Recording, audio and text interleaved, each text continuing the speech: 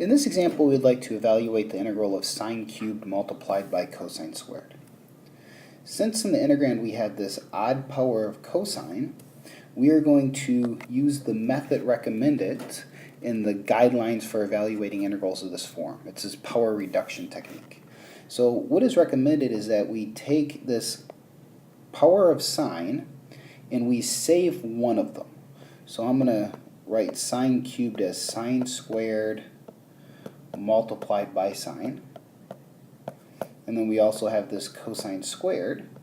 And the idea is that this sine x dx is going to end up somehow playing the role of du, which means we want to get those remaining powers of sine written in terms of cosine.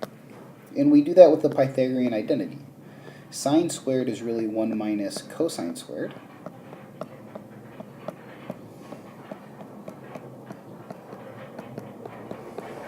And now the desired u substitution is to let u be equal to cosine, so that du is minus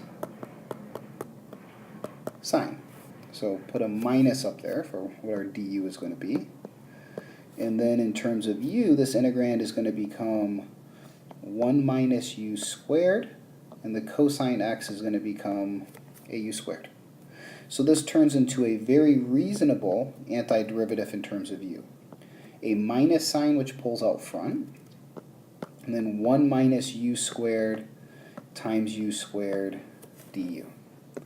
So if we go ahead and distribute the u squared through, it would be u squared minus u to the fourth.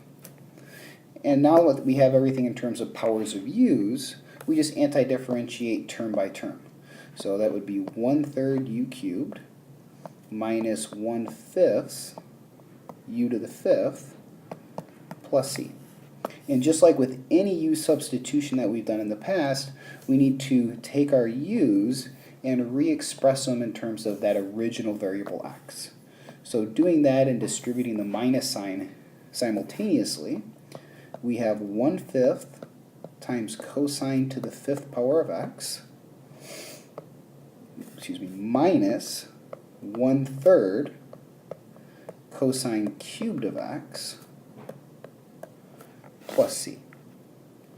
So if we would like to integrate these powers of sine and cosine, if an odd power of sine or cosine happens to be present, and they both could be odd, then we would pick whichever one we would prefer, and we apply this power reduction method to it. We save one of those powers of sine to play the role of the du.